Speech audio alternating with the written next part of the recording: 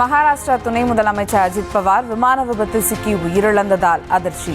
சொந்த தொகுதியான பாராமதியில் நடைபெறும் கட்சி நிகழ்வுக்காக சென்றபோது நிகழ்ந்த சோகம். அஜித் பவாருடன் சிறிய ரக விமானத்தில் பயணித்த 4 பேரும் உயிரிழந்ததாக அறிவிப்பு.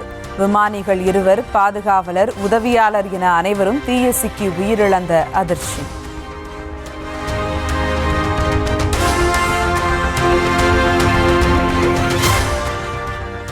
பாராமதியில் தரையிறங்கும் நேரத்தில் ஏற்பட்ட தொழில்நுட்ப கோளாறால் விமானம் கட்டுப்பாட்டை இழந்ததாக தகவல். அவசரமாக விமானத்தை தரையிறக்க முற்பட்ட போது வெடித்து சிதறி தீப்பிடித்து எரிந்ததாக தகவல்.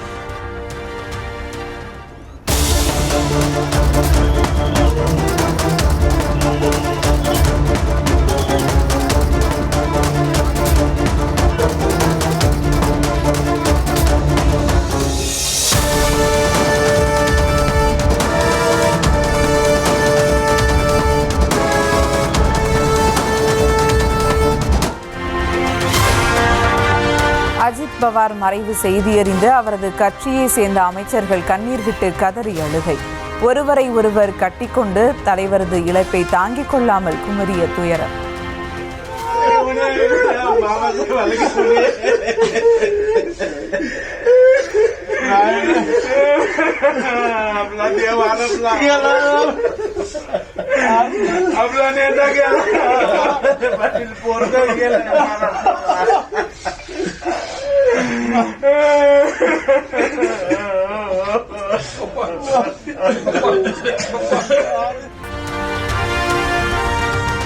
அஜித் பவாரின் அகால மரணம் அதிர்ச்சி அளிப்பதாக குடியரசுத் தலைவர் திரௌபதி முர்மு இரங்கல்.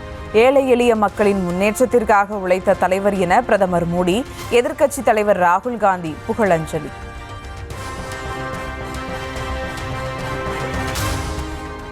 அஜித் பவார் விமான விபத்து குறித்து உச்சநீதிமன்ற நீதிபதி மேற்பார்வையில் விசாரணை நடத்த வேண்டும் என மமதா பானர்ஜி வலியுறுத்தல். பாஜகவின் மகாயுதி கூட்டணியிலிருந்து வெளியேற உள்ளதாக தகவல் வெளியான சில நாட்களில் அவர் உயிரிழந்திருப்பதாகவும் சந்தேகம்.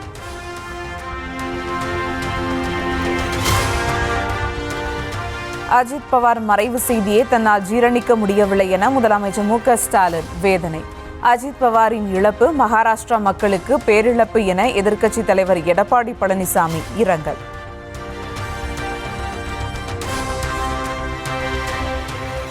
குடியரசுத் தலைவர் உரையுடன் தொடங்கியது நாடாளுமன்ற பட்ஜெட் கூட்டத்தொடர். திரௌபதி முர்மு உரையாற்றும் போது 100 நாள் வேலை திட்டத்தில் காந்தியின் பெயர் நீக்கப்பட்டது தொடர்பாக எதிர்க்கட்சியினர் அமளியில் ஈடுபட்டதால் பரபரப்பு. भारत के तेज विकास और विरासत के उत्सव के रूप में स्मरणीय रहा है।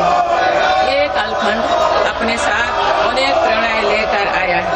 इस समय वंदे मातरम के 150 वर्षों होने पर पूरे देश. உலகம் முழுவதும் பொருளாதாரத்தில் மந்தமான நிலை ஏற்பட்ட போதிலும் இந்திய பொருளாதாரம் வளர்ச்சி கண்டதாக குடியரசுத் தலைவர் பெருமிதம். உலகிலேயே 3வது பொருளாதாரமாக இந்திய பொருளாதாரம் திகழ்வதாகவும் பேச்சு.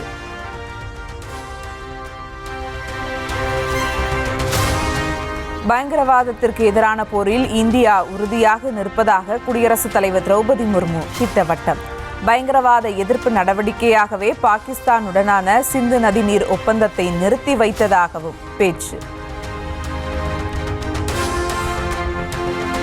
பட்ஜெட் உரையின் போது விவசாயம் தொடர்பான திருக்குறளை மேற்கோள் காட்டி பேசிய திரௌபதி முர்மு, தமிழ்நாட்டின் ராமேஸ்வரத்தில் திறக்கப்பட்ட பாம்பன் ரயில் பாலம் குறித்தும் பெருமிதம்.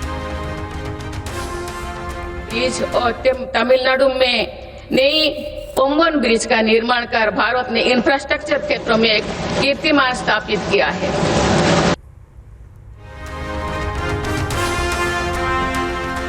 பட்டியலின மக்கள், பழங்குடியினர், பிற்படுத்தப்பட்டோர் உள்ளிட்ட அனைத்து தரப்பு மக்களுக்காகவும் மத்திய அரசு பணியாற்றுவதாக குடியரசுத் தலைவர் பேச்சு. எல்லோருக்கும் எல்லாமும் என்ற தொலைநோக்கு பார்வையுடன் சமூக நலத்திட்டங்களை செயல்படுத்தி வருவதாகவும் உரை. கும்பகோணத்தில் இன்று நடைபெறுகிறது இந்திய யூனியன் முஸ்லீம் லீக் கட்சியின் மாநில மாநாடு. முதலமைச்சர் மு.க. ஸ்டாலின் நேரில் கலந்து கொண்டு நிறைவு உரையாற்றுகிறார்.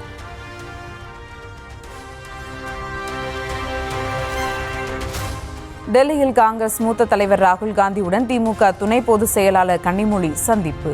தமிழ்நாடு சட்டமன்ற தேர்தல் கூட்டணி தொகுதி பங்கீடு குறித்து பேச்சுவார்த்தை என தகவல்.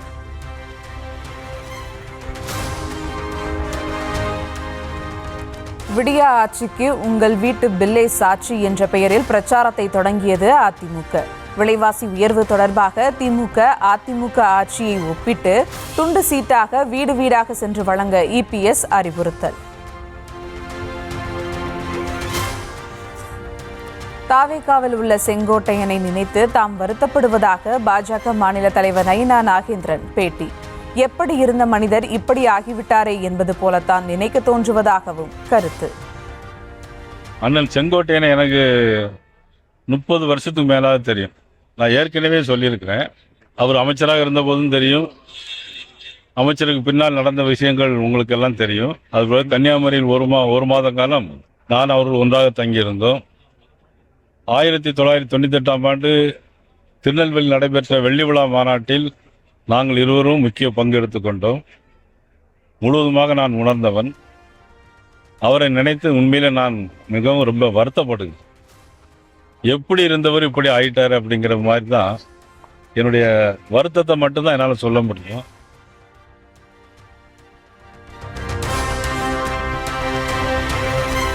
திமுக அரசின் வரி வருவாய் 16% வீழ்ச்சி அடைந்ததால் மாநிலத்தின் கடன் சுமை மேலும் அதிகரிக்கும் என பாமக தலைவர் அன்புமணி எச்சரிக்கை. நிதி நிர்வாகத்தில் திமுகவின் தோல்வி நிரூபணமாகிவிட்டதாக கடும் விமர்சனம்.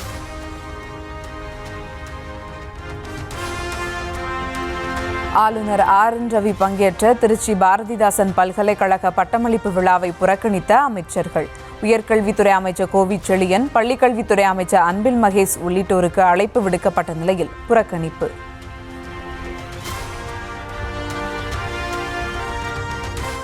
விஜய் கொடுக்கும் வாய்ப்பை காங்கிரஸ் பயன்படுத்திக் கொண்டால் மீண்டும் அதிகாரம் கிடைக்கும் என அவரது தந்தை SJ சந்திரசேகர் அட்வைஸ்.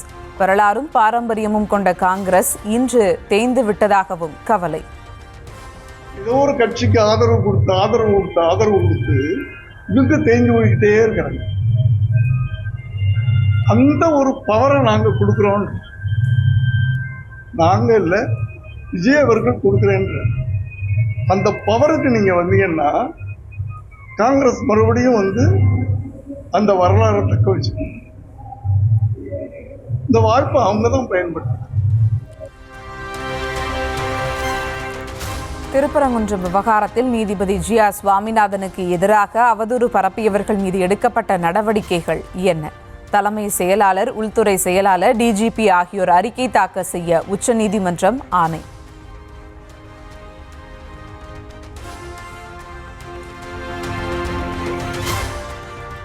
திருவள்ளூரில் ஆள் கடத்தலுக்கு கார் கொடுத்து உதவியதாக எழுந்த புகாரில் ADGP ஜெயராம் சஸ்பெண்ட் செய்யப்பட்ட விவகாரம். துறை ரீதியான விசாரணை நடைபெற்ற நிலையில் இடைநீக்க உத்தரவை ரத்து செய்து உள்துறை செயலாளர் ஆணை.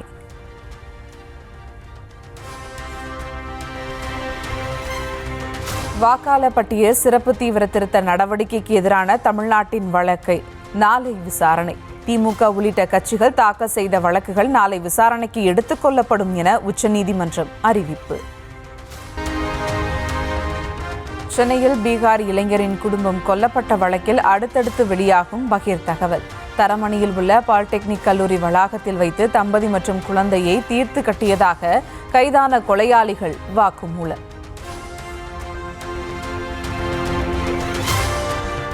சென்னையில் பீகார் இளைஞரின் மனைவி பாலியல் வன்கொடுமை செய்யப்பட்டு கொலை.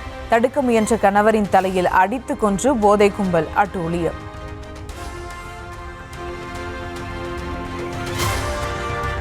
சென்னையில் பீகார் இளைஞரின் மனைவி அவரது 2 வயது ஆண் குழந்தையின் கண்முன்னே பாலியல் வன்கொடுமை செய்து கொல்லப்பட்ட பயங்கரம். தாய்க்கு நேர்ந்த கொடூரத்தை பார்த்து கதறிய குழந்தையையும் போதை கும்பல் அடித்து கொன்றதால் அதிர்ச்சி.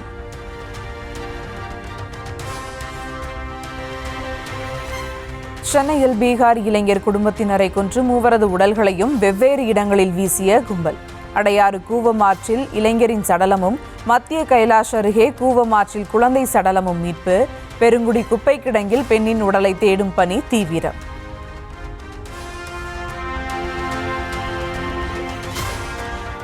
பணி நிரந்தரம், வாரம் ஒரு நாள் விடுமுறை உள்ளிட்ட பல கோரிக்கைகளை வலியுறுத்தி சென்னை சேப்பாக்கத்தில் மருத்துவ பணியாளர்கள் போராட்டம்.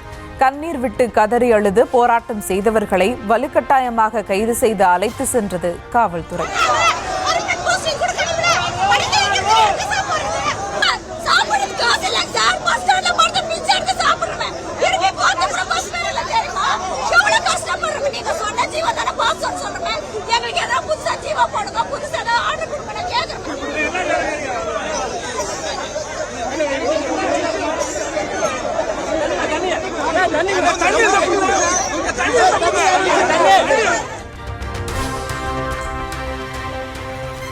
பல்வேறு கோரிக்கைகளை வலியுறுத்தி மாற்றுத்திறன் மாணவர்களுக்கான சிறப்பு பயிற்றுனர்கள் 8வது நாளாக போராட்டம்.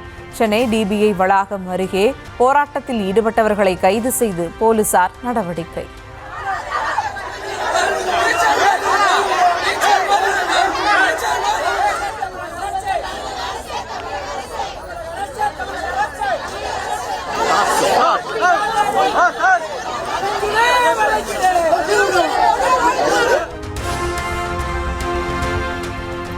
சம வேலைக்கு சம ஊதியம் வழங்க கோரி டிபிஐ வளாகம் அருகே இடைநிலை ஆசிரியர்கள் தொடர் போராட்டம். திமுக அளித்த வாக்குறுதி எண் 311 உடனடியாக நிறைவேற்ற கோரி ஆசிரியர்கள் முழக்கம்.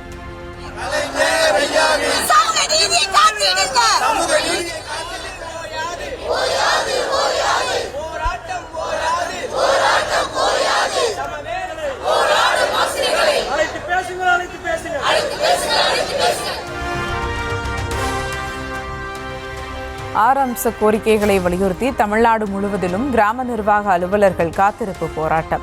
விஏஓ அலுவலகத்தை நவீனமயப்படுத்த வேண்டும், பணிக்கான தகுதியை மாற்றியமைக்க வேண்டும் என வலியுறுத்தல். விழுப்புரம் நகராட்சியில் நகர்மன்ற கூட்டத்தை புறக்கணித்த அதிமுக கவுன்சிலர்கள் தர்ணா. நகராட்சியில் உள்ள எந்த வார்டுகளிலும் அடிப்படை வசதிகள் செய்து தரப்படாததாக கவுன்சிலர்கள் குற்றச்சாட்டு.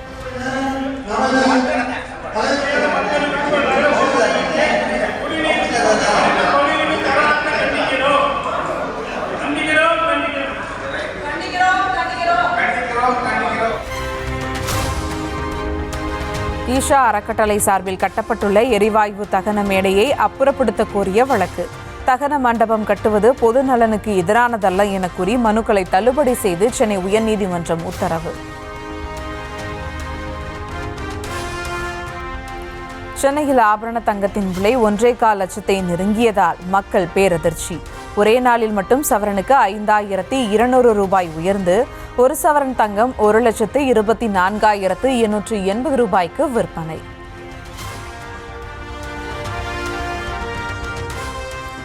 தங்கம் விலை கிராமுக்கு ஒரே நாளில் 650 ரூபாய் உயர்ந்து 1 கிராம் தங்கம் 15,610 ரூபாய்க்கு விற்பனை. முற்பகலில் 370 ரூபாய் உயர்ந்த 1 கிராம் தங்கம் பிற்பகலில் மேலும் 280 ரூபாய் அதிகரிப்பு. தங்கத்தை போலவே புதிய உச்சத்தை தொட்ட வெள்ளியின் விலை கிராமுக்கு 13 ரூபாய் உயர்ந்து 400 ரூபாய்க்கும் 1 கிலோ வெள்ளி 4 லட்சம் ரூபாய்க்கும் விற்பனை.